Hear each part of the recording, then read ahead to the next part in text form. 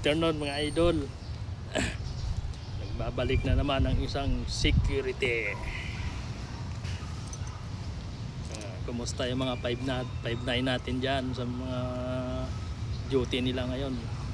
5'9", mag-ingat kayo. Ingat kayo palagi sa duty. Idol, no? Nandito naman ako ngayon sa sa Guadalupe. Nagre-reliever ako dito kasi yung schedule ko dito Sabado Linggo. Kahapon doon ako sa PTEX Paranaque. Baganting lote yun.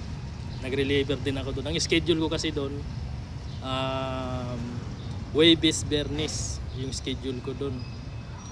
Dito naman Sabado Linggo, kaya bukas dito pa rin ako. Tapos sa Lunes Martes sa Makati naman ako sa opisina namin, doon ako naka-schedule. Tapos Miyerkules day off ko.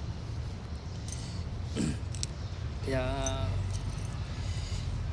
pag day off ko mga idol, pag naman ako, maglalamove ako. Para pang dagdag kahit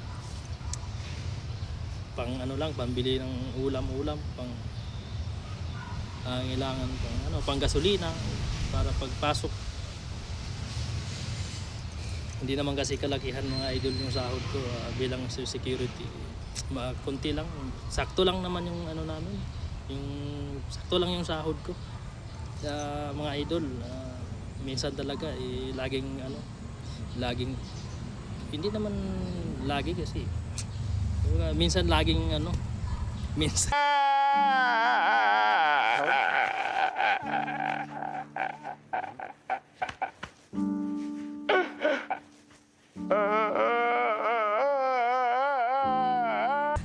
minsan lagi minsan kapos talaga mga idol. Kapos talaga sa gastusin sa bahay. na bayaran ng bahay, kuryente, tubig. Hindi naman pwede na hindi natin bayaran kasi ginagamit natin yan. Nangungupahan lang tayo. Yun mga idol. Sana suportahan nyo naman ako sa mga mga idol, mga video, yung mga ina-upload ko. Sana suportahan nyo naman ako. Yun mga idol, kasi alam nyo naman pag nandito talaga sa Manila, ang hirap. Lahat dito kailangan bayaran mo pag wala ka. Hindi tulad sa probinsya, kasi pag sa probinsya kasi mga idol, pag nasa probinsya ka, makatanim-tanim ka ng mga gulay o ano man dyan. Saka doon sa probinsya mga idol, kahit wala ka man makain, wala, maraming puno ng saging doon. Pwede ka mag putol ng puno ng saging ba. Siyempre may mga tanim ka eh. Dito mga idol, wala kang mataniman dito. Puro semento dito, puro dito yung ilog dun sa probinsya, dito kanal.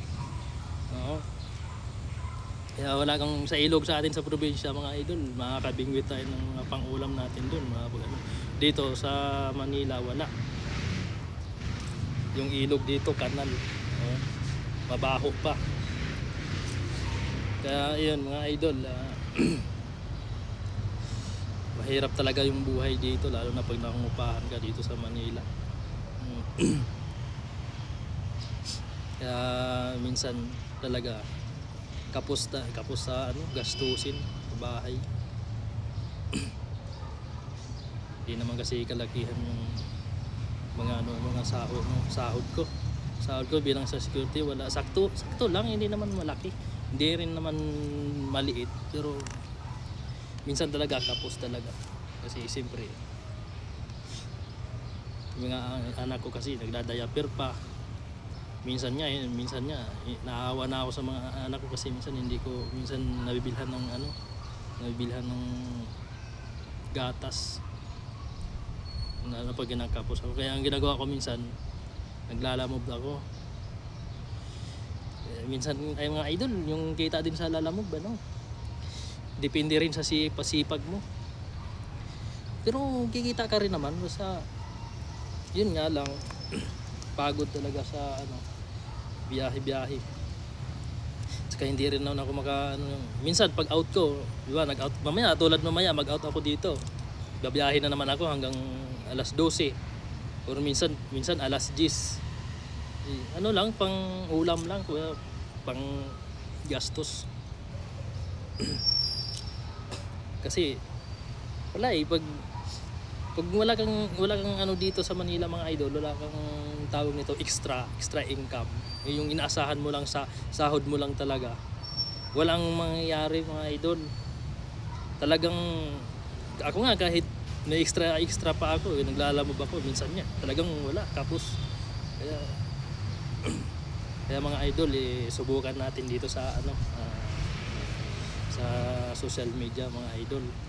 Kaya kung pwede lang mga idol, makahingi ako ng suporta sa mga video ko. Sana suportahan nyo yung mga video ko. Malaking bagay na sa akin yung mga idol, yung pag-like, yung share lang. Malaking bagay na sa akin yung mga idol. Maraming salamat niyan salamat na ako ng marami yan sa inyo pag nasuportahan nyo yung mga video ko. Malaking tulong na rin sa akin yan mga idol. Kaya yun lang mga idol, maraming salamat sa inyo. Lalo sa mga 5-9 ko dyan, mag-ingat kayo palagi sa duty nyo. Laging alisto. Kaya saludo ako sa inyo 5-9. Sa mga tropa ko naman dyan na ngayon hindi na. Kung sa hindi naman magsuporta sa akin, wala namang problema Maraming salamat pa rin sa inyo. Kung sakaling dumaan man sa full nyo yung video ko yun lang mga idol, maraming salamat sa inyo.